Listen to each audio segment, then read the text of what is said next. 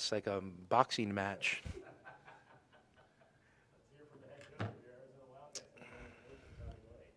Well, thank you, David. All right, guys. Let me know what you got.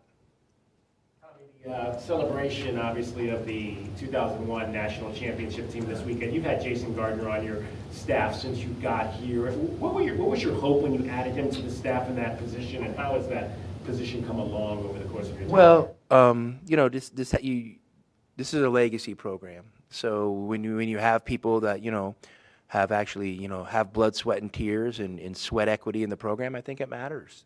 And Jason was looking for an opportunity in college, and the timing kind of worked out. And he's been here, and he's a great guy.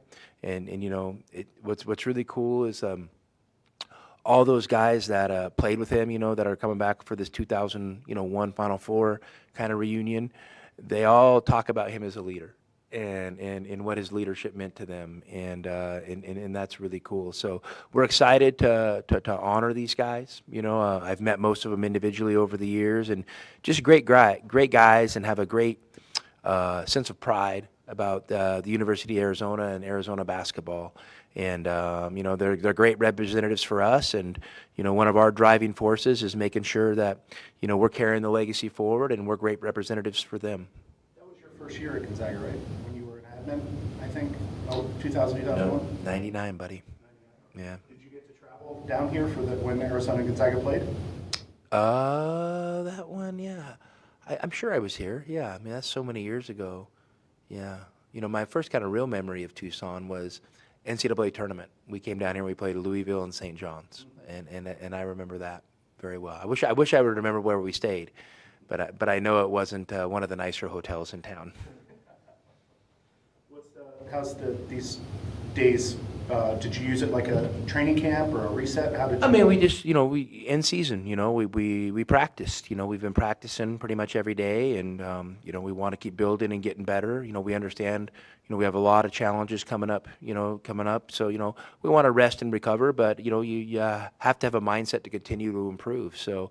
We've been practicing. I wouldn't call it like a training camp or anything, but yeah, we've been on the court as a group, and kind of building to get better. And we're excited to get out Saturday and play against obviously an Oklahoma State team that's playing well. I think they're much improved from last year. Coach Lutz is kind of won. He's found a way everywhere he's been, and last year was kind of a rebuild there, and this year he's continued to build. And obviously, when I was watching that game against BYU last night, they looked pretty good to me. Been a defensive kind of guy, was under Painter at Purdue. They had 10 steals in that game last night. What are you seeing from the defense there? Well, they're handsy. I mean, I think one of the things they do is they make the game kind of frenetic, and they play with great pace and great energy at both ends of the floor. His guys have a lot of freedom. He gives them enough structure that you have to be able to guard their actions, but at the same point, they're guys that are good enough and have the confidence and the freedom to make plays individually. So that makes for a dangerous team. And then they're really handsy. I mean, you could see that at the start of the BYU game yesterday. I think BYU might have had 6 or 7 turnovers in the first 5 minutes. So that's definitely something we have to account for. He turned that team over quite a bit, though. Does it seem a lot of the same stuff you saw when you played him out there? You remember? I mean, some of the actions are the same for sure. Yeah, it's a lot of new players, and they're good players. I mean, they're good players. They got kind of 3 kind of dynamic left-handed guards, which you don't see every day, and they have some bigs, that have some size and some strength to them, and they got a talented wing, and the Victorious Miller kid who's kind of a bucket getter. So no, they definitely bring in legitimate high-level personnel. Roy, number 9's got it going right now for them. He didn't necessarily play that well against Iowa State, but what have you seen the last few games? He can shoot, man. The guy can really, really shoot, and he can shoot from deep, and it's one of those guys, you might tell your team, like, well, if they're shooting from that deep and we got a hand up, we'll live with that. I don't know if you're living with it with this guy. He's just a really good player, but, at the same point, you get out there and you close out tight. I mean, he's a physical driver who can get to the rim. So, he had a great game last night, and he's definitely a guy that's always going to be at the top of the scouting report. Has there been any discussion about trying to find a way to get Ceedy or Evan maybe those first half minutes, kind of like you see in the NBA early second quarter where they rest guys? I mean, NBA, a lot of games, 8 more minutes a game. You know, there's just more opportunities in the NBA. In the college game's a little different, you know. I haven't gotten to the point, guys, where I'm so comfortable that I'm just going to start experimenting, you know, in the middle of the season. We're in a game-to-game mode, and you guys know, you know, the gauntlet that's staring us down right now, and so we want to stay focused game to game and do the best job we can. And now, if something happened that forced us to give those guys an opportunity, I think they both would respond and could be ready. I mean, we practice with them every day. They're doing a great job for us in practice, and they're definitely, you know, have improved over the course of the season. Yeah, I think you said maybe around the Alabama game that you had told CD a month from now, I want you to be ready for a high-level game. Do you think he's ready for that? We'll see. You know, we'll see. I mean, he's definitely gotten better. And, you know, I think a big part when you're working with a young player like CD is you kind of meet them where they're at, and you develop them. You know, you push them. You know, you kind of give them some goals here and there, but at the same time, you know, you're not like, you know, holding their feet to the fire on it, and because you're understanding that, you know, sometimes it hits different for different guys, and you gotta hang with it, and then at the end, you know, if you can hang with it long enough, you usually get a good result. So, you know, I'm happy with the direction CD's trending. You know, but you know, I don't think he's ready to crack that top 8 rotation. So you're a day-to-day coach, a game-to-game coach, but you just mentioned the gauntlet. So I would imagine the guys, they know what's coming up after this game. How excited are they for what's ahead? Well, I'm sure they're really excited. I mean, our guys, you know, I think they love the challenge. You know, they love competing.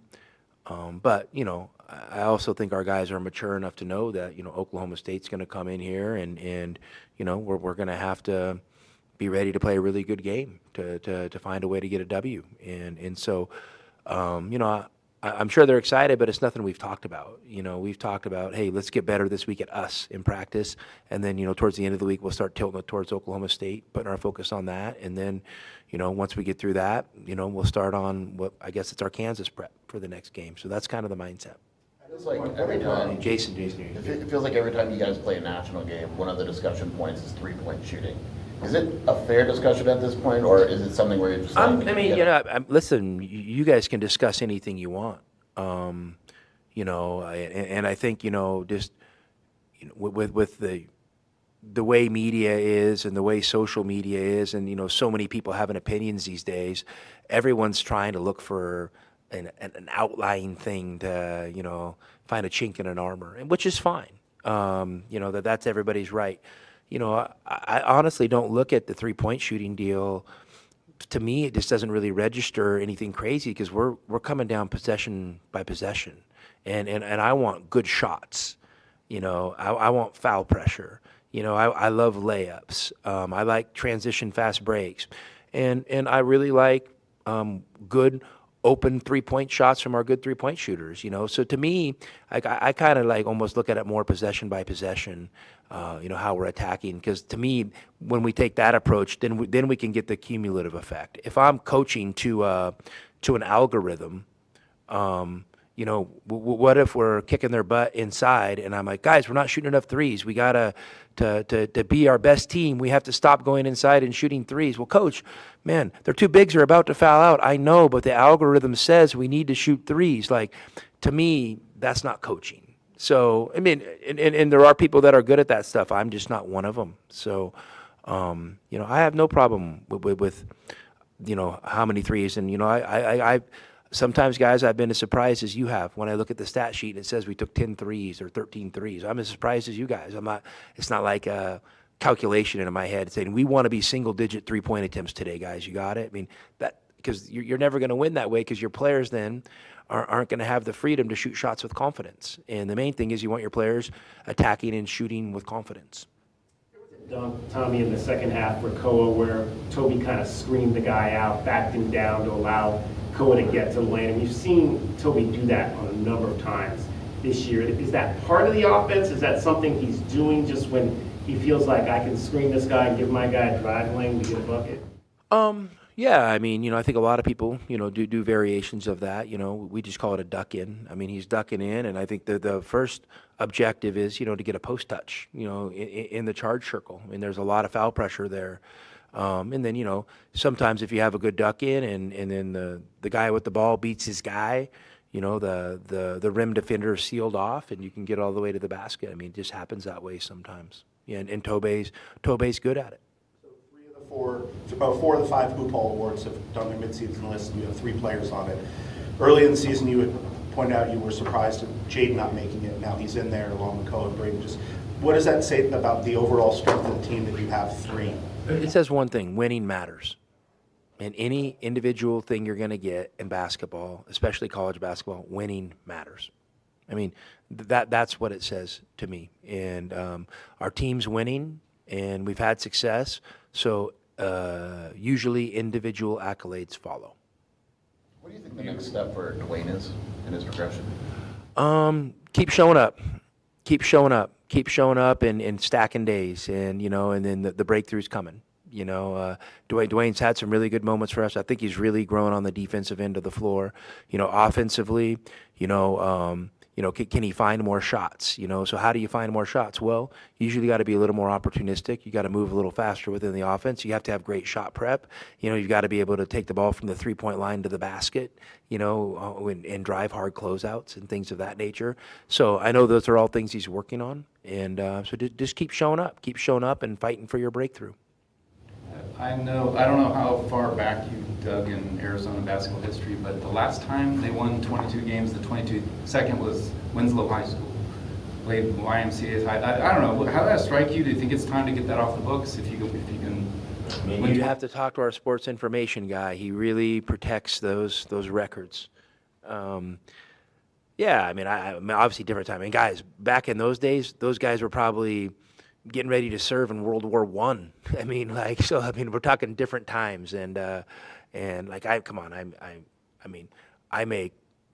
glad to share the record with the group of guys that played a bunch of high school teams from 1914 to 17. They're part of our history, and they were probably going through a lot of different things in life that we are. So I want to be respectful of that. Yeah, Nate showed me a link to one of the yearbooks, and I think it said, like, they just got together like 3 days before the season started and got the team together, and then they won.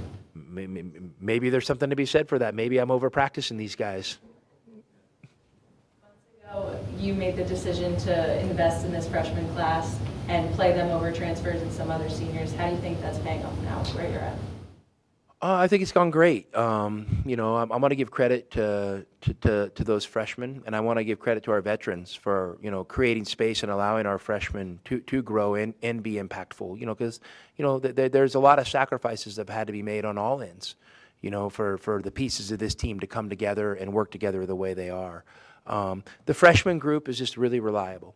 They're really reliable. They're everyday guys.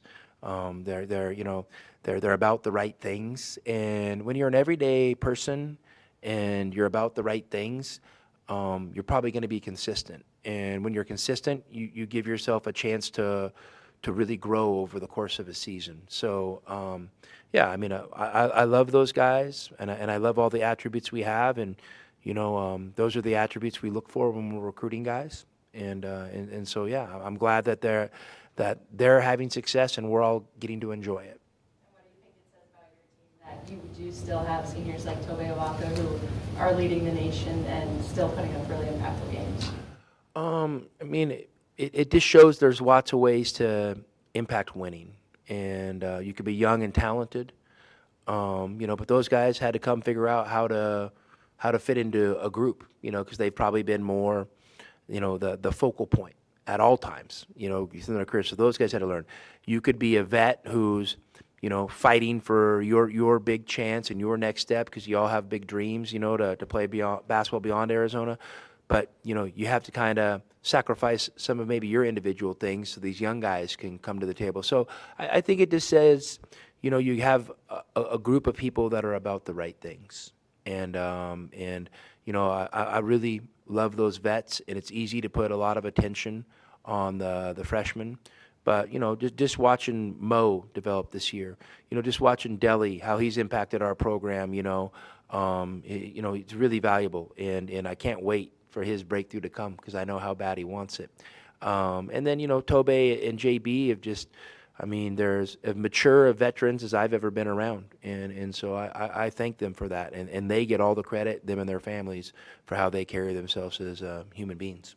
We had Jason Gardner on the show yesterday, and he said that he thought one of your biggest attributes was your ability to make adjustments at halftime. How would you describe what your philosophy is in trying to analyze the first 20 minutes for how you want your team to play the second 20 minutes?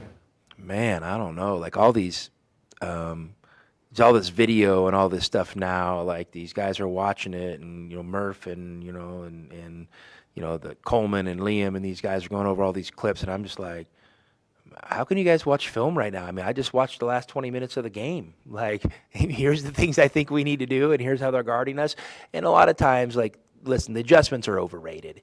A lot of times it's just kind of getting your guys refocused on what the original plan is and doing it a little bit better. Honestly, I don't think I go into a game thinking, I can't wait to halftime so I can put my fingerprints on a game and make some adjustments. I hope our first plan works. That would be the best thing for me. Would be the first plan works, and then we can just ride it out the whole time. And a lot of times it does, and you just have to stay committed to it. Tying into previous question about continuity and all that, Oklahoma State has basically an entire new roster. Lutz has been able to find success. How difficult is that, bringing in transfers and just kind of having them work together and building chemistry and things like that? I'm sure it's tough, but, it's also a reality in today's game. A lot of people are dealing with that. So, I don't know. Rather than wasting time thinking about it, I think you just get to work. And they've done a good job. Their team looks like it's trending in the right direction. They had a good start to the season, hit a few bumps in the road at the start of Big 12 play, which is expected. You start playing more road games, and the level of competition steps up on a game-to-game basis. But it looks like to me they're finding their footing. Last night was probably. I don't know if I'm going out on a limb here, but the biggest win, since in Lutz's, year and a half at Oklahoma State. So I feel, they stormed the court. I'm sure they're feeling pretty good about themselves. So, it looks like it's coming together at the right time for them, and they're vying, for a bid to the NCAA tournament. So I'm sure they're fired up for Saturday. It's a chance for them to really, really make another mark. At this point in the season, what has Evan brought to you guys? Evan's been great. He's such a good player in practice, and he's really helped us. When you have a player in practice who has experience and is good enough to simulate, the other team's best players, that says a lot, because, on certain days it might be like, hey, Evan, okay, you're left-handed today and you shoot a step back going left is kind of your move. Now, not that he'll shoot left-handed in live practice, but like he'll have to like drive left every time. And, like to have a guy that can do that, or, okay, hey, this guy, hey, now you're right-handed and, you love to pocket pass and things of these natures, like that's how you build a scout team up. To have a guy that can do that, it's crazy valuable. Like, you have no idea how valuable it is, because it gives you real reps in practice. And real reps leads to real film, which leads to real learning. And Evan has brought that for us this year. And I've talked to Evan, and Evan is, he's handled this with class. And Evan and his character is another reason we've been successful this year. Final score on Sunday for the Super Bowl? I'll probably be flying, no idea. But I am from Washington, so I probably should be pulling for the Seahawks, right? Is Brady still the quarterback at New England? Oh, okay. Well, let's go Hawks.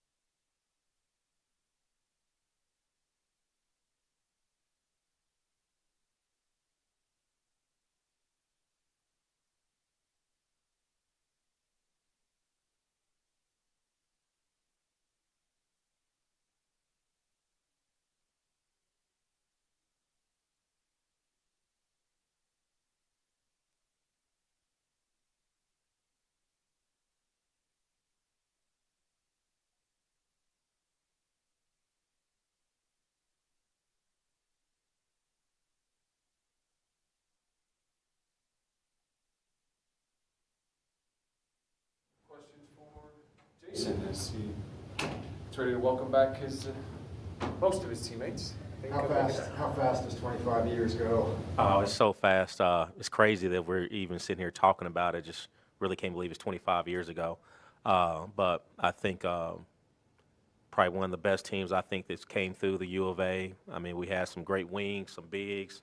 I think we kind of had it all. Just kind of came up short in that championship game. But just kind of excited for everybody to come back. I think obviously, it's going to be a big game, against Oklahoma State. But just to see the familiar faces, we're all in a group chat. We're texting about everything and anything. So just to kind of see some guys that you haven't seen since, the college days is going to be pretty good to see their families and sit back and have some jokes about the road and the plane rides and certain games and practices.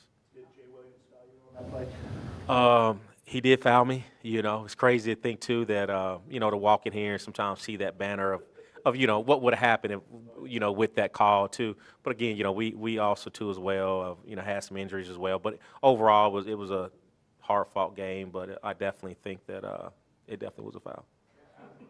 If you do that, I mean, fans do that. Maybe they're like, oh, well, Gilbert was hurt. You got fouled allegedly or whatever.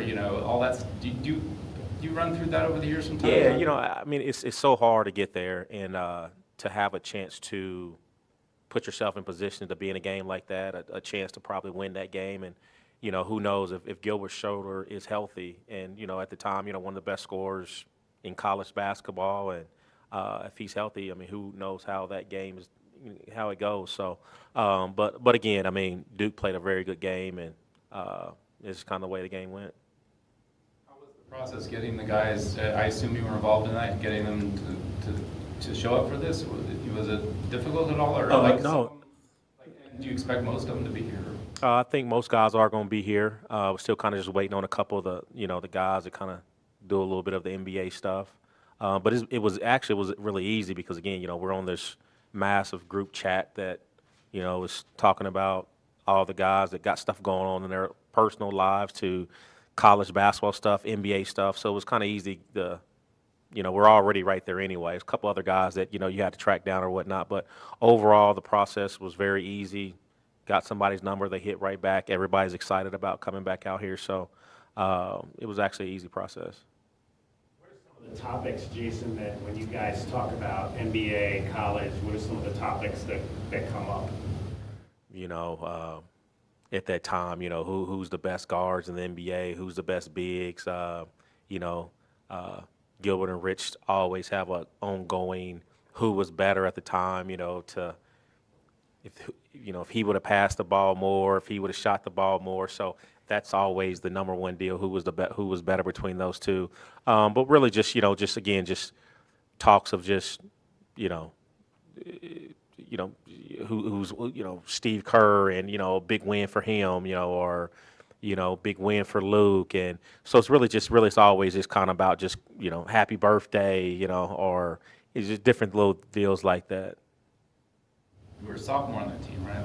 So, what was that like being kind of a leader at the sophomore? You had some older guys, like Lauren. I think Ross told me you used to grab Lauren's jersey, even though he was like, what? No, Was that? No, not really. I mean, actually, really what happened was I think my freshman year, 5, 6, 7 games into it, we're walking out of a huddle and Lauren kind of grabbed me as we're getting out of huddle in front of everybody and just basically said, hey, look, whatever you call, we're going to do.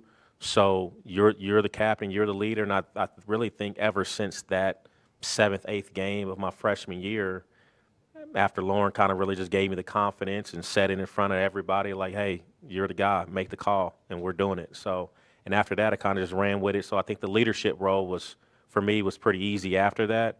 But, having guys like, Lauren, Justin Wessel, Eugene, guy like John Ash, who, didn't play as much, but was here through, the Mike Bibby, Jason Terry, myself. So he was a big leader as well. So what do you think, talk about that team could have won it all.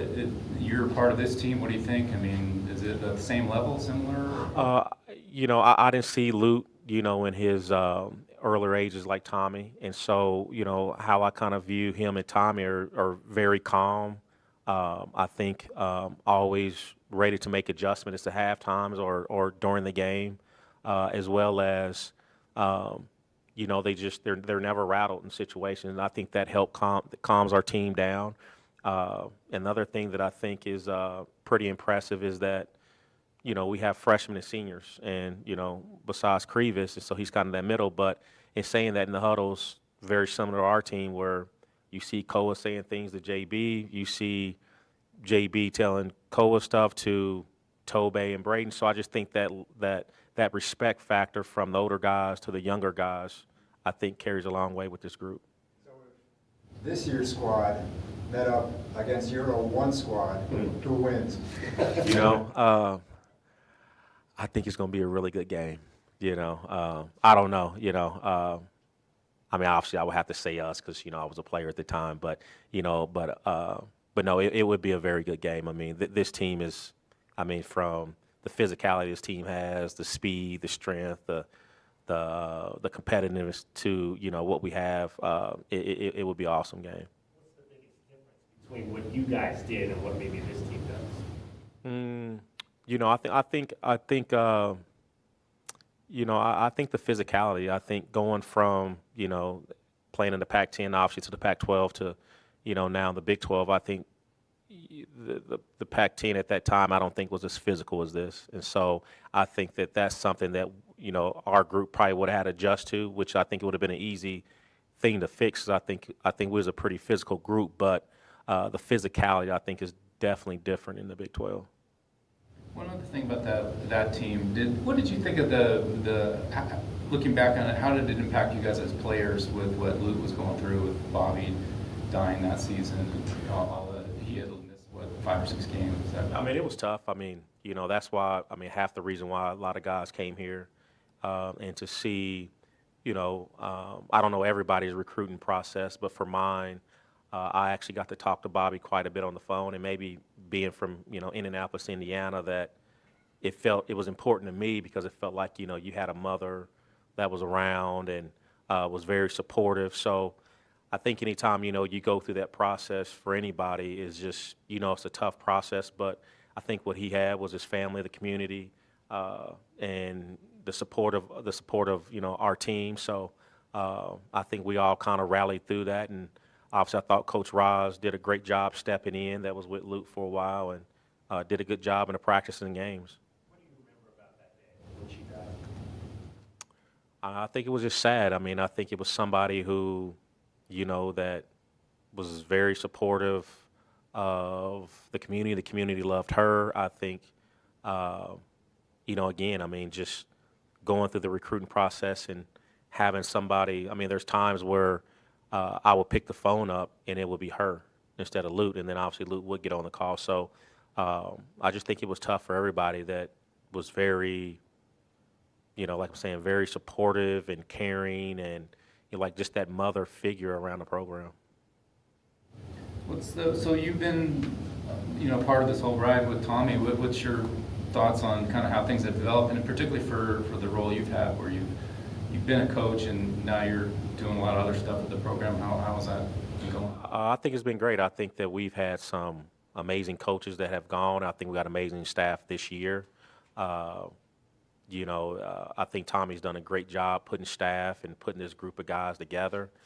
So I think it's just fun to kind of sit back and just kind of watch him work, whether it's, in the office during meetings, I think, or, during timeouts, halftime. So I think it's just been awesome just to be kind of part of this ride, this journey, and just, you're just learning a whole lot through this process. There have been obviously some assistant coach openings on the staff. While you're here, a lot of fans have asked, why isn't Jason getting that opportunity? What would you say to them about why you're in the right position for you at this time? I think for me, it's just where I'm at. I think it's a great position for me to kind of my role. I think it's kind of what Tommy sees as well, as far as how he, how he kind of puts everything together. And I think my time will come. It's just, we just got to wait and just see how things go. But for me personally, I think it's been awesome to be in this position to where I'm at and kind of do different things kind of throughout the day and on the road. All set? Thank you. Actually, Thanks, wait, Jason. one more. Thanks, Seriously, real quick, seriously. How many points would Gilbert say he could score against this team? 70, he's a heck of a scorer. I don't think Gilbert thinks anybody can check him. Thank you.